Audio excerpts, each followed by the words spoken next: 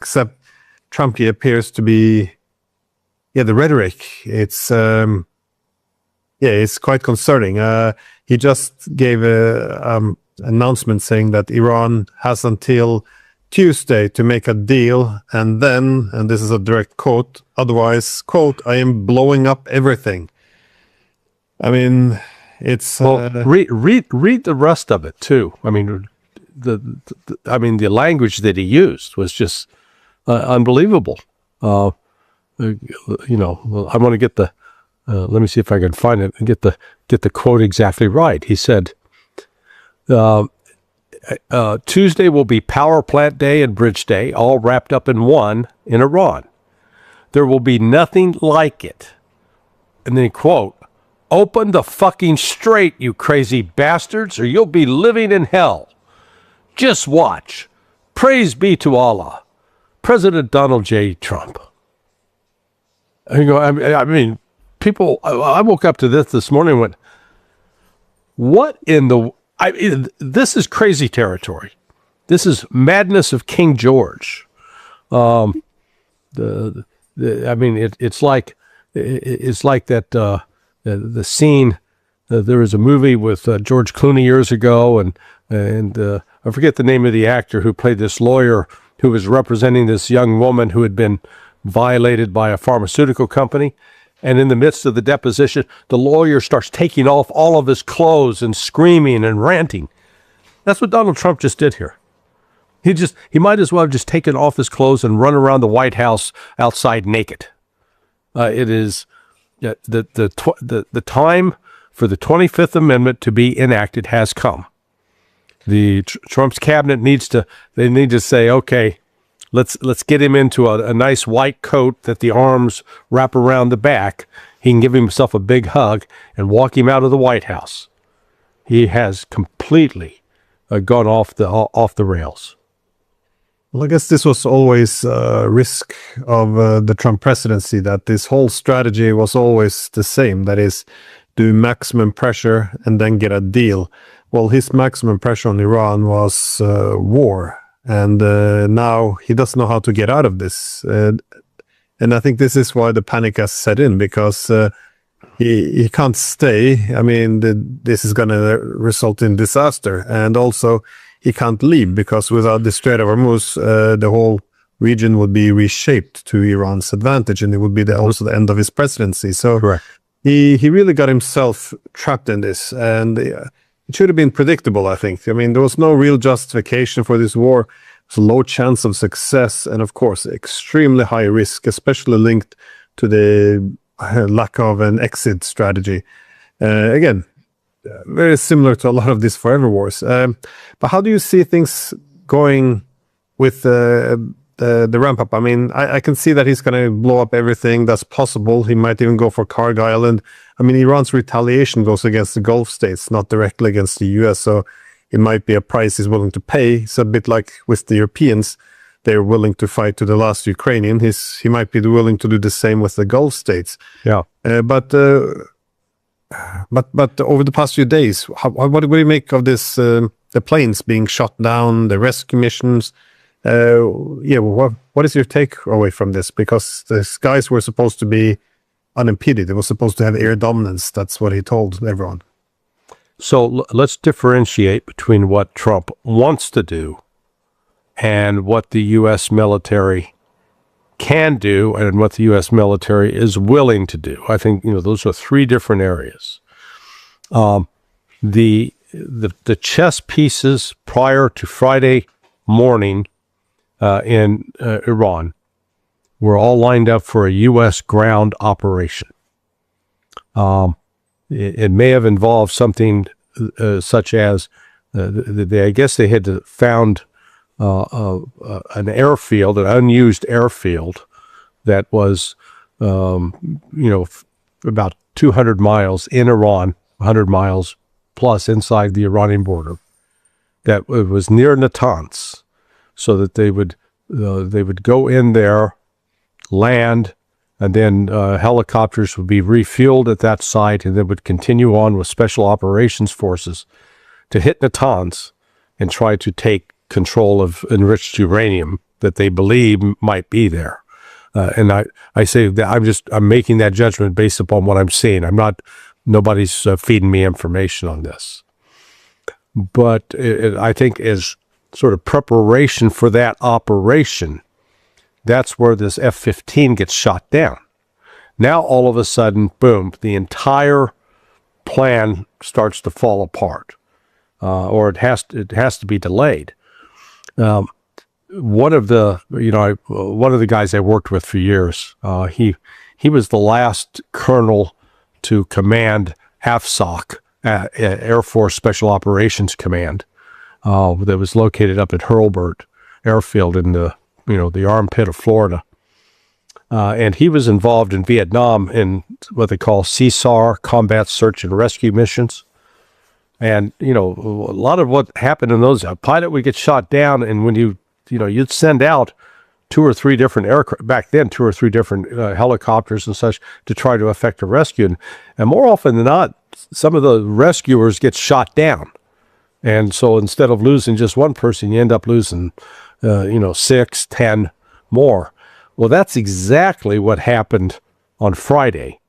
Now, the Pentagon saying nobody else was killed. I think they're lying, because there was one video that looked to be a C-130 Hercules that was hit in the air, caught on fire, and the fire could be explained because that C-130 also carries a load of fuel that can be used to refuel helicopters.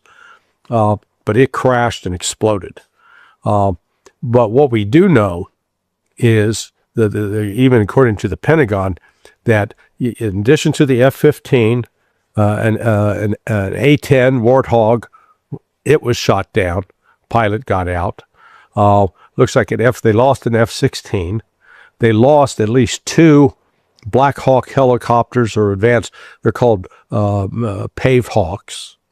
They lost 2 of those, and then they admit they lost 2 C-130s that were on the ground and stuck, and so the Pentagon claims we blew them up.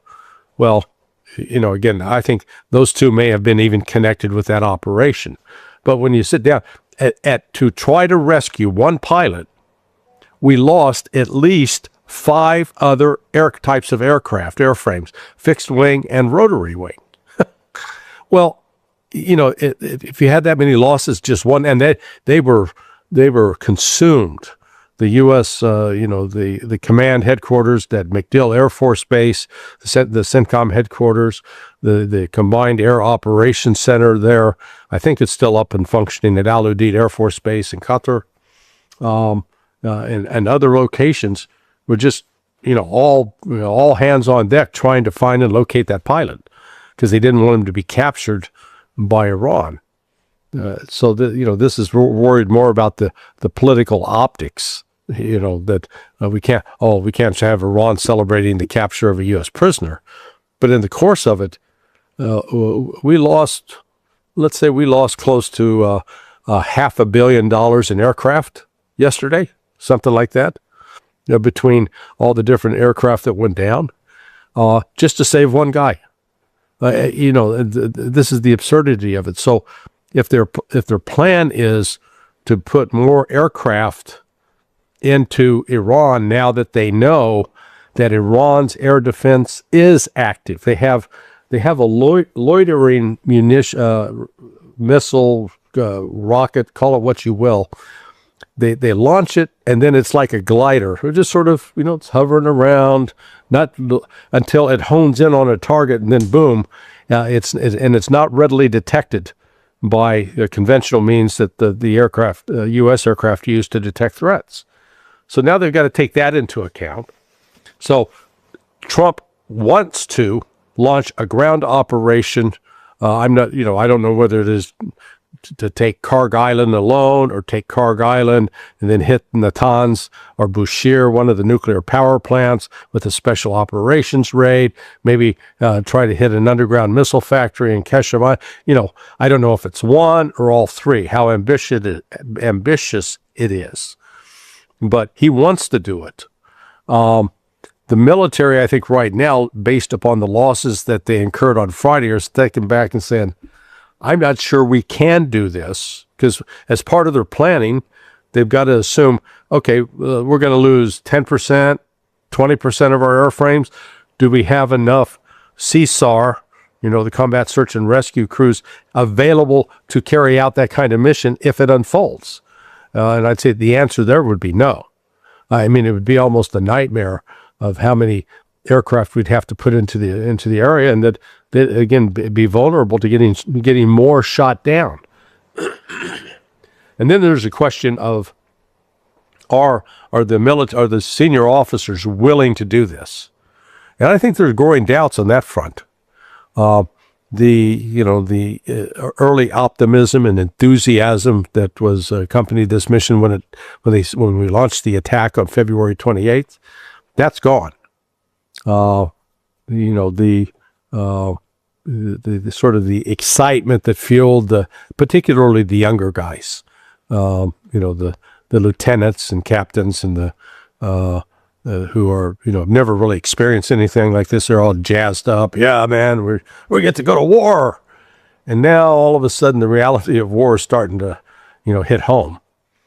And we don't know how many were again in this attempt to rescue this pilot.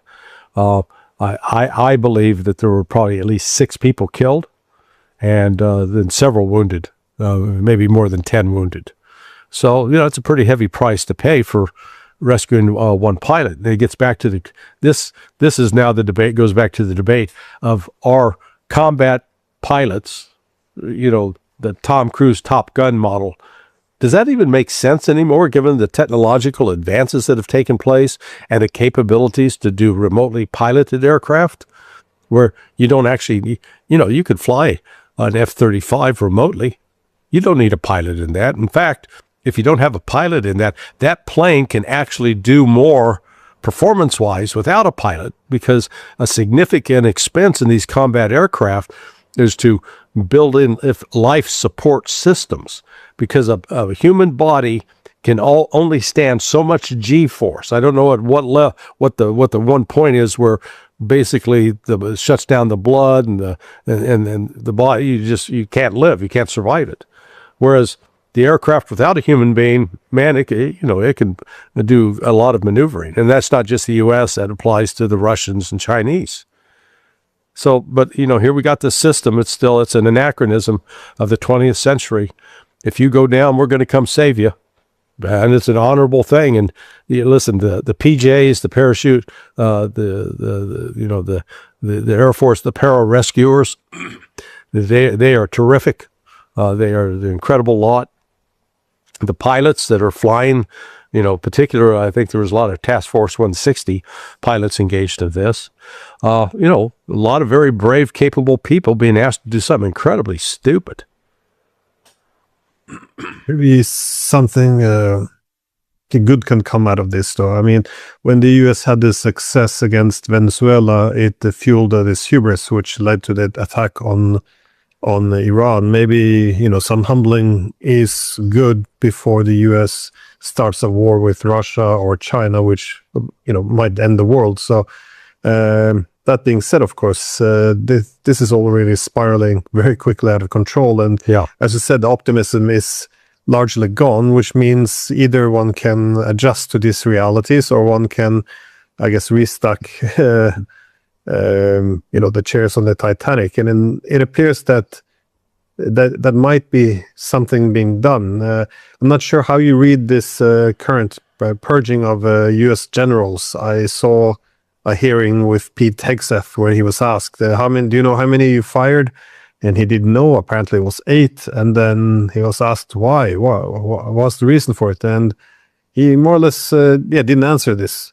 So what do you make of this? Because it's an interesting time to begin to purge your military leadership. I'm not sure if it's related to a ground war or what. Yeah, actually, I don't think it is. I've been fortunate to have a conversation with a friend of mine who's he was a retired, he was a senior officer in the Joint Special Operations Command arena.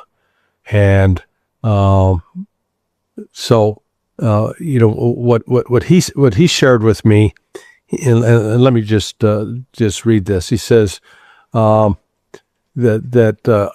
George, the general who's the chief of staff of the Army, and Hodney were glorified administrative clerks, nothing else. They're not war fighters at all. Zero real influence in Iran. Both are big-time military industrial corporation supporters. Both are Obama-Biden appointees. Both are responsible for force development and new weapons fielding since the Ukraine and Azeri wars. Complete failure over 4 years. The best they could do is say it is possible to shorten off the shelf and new technology for drone warfare in 3 years. He said, but basically, none of these guys that were fired, the chaplain, Hodney, and Randy George, they're not at all in the chain of command for operational decisions relative to the war in Iran. They're not in a position to be asked to deploy forces to support an operation. Now, that doesn't mean that they did not voice a strong disapproval. That's possible, but I would feel more comfortable reaching that judgment if, since they resigned or have given up their jobs, that one of them would have come out and spoken out. Instead, I think more of what we're seeing with this is it's a political purge. Hegseth and Trump, they're going after minorities. They're going after black women, black men. I mean, it really comes off as a racist tent. They're assuming that these people had these positions because of DEI. Maybe they did, maybe they didn't. But what this continues a trend that started really in earnest under Barack Obama of politicization of the senior military ranks. That you want people that are loyal to the president. But, when they take their oath is sworn to uphold, protect, and defend the Constitution, not the political career of Barack Obama, Joe Biden, or Donald Trump. But instead, that's what it's become. That, we saw it back under Obama when they went after General Stanley McChrystal. And the irony there is McChrystal is he's sort of a dyed-in-the-wool Democrat. They're very supportive of the kind of policies that Obama was pursuing. But, he got accused of having said something unkind about Obama. So this is when you start changing military leadership because, number one, the military leaders shouldn't be out in public making any kind of public statement about policy. Their job is to come up with and lay out a military strategy and advise the president on what appropriate courses of action are. But if given an order to do something that they feel is wrong, immoral, illegal, resign. Resign and protest. You can do that. But none have done that over the years. And so what we've got is sort of the creation of a Praetorian Guard where you get rid of the old guard that was loyal to Joe Biden, and you bring in new guys who are going to be loyal to Donald Trump. And I don't want anybody in leadership who's loyal to one guy or the other. I want someone who's going to uphold the damn Constitution. And that's so what we're seeing going on here is more of a political purge. I think it's not directly connected to the war.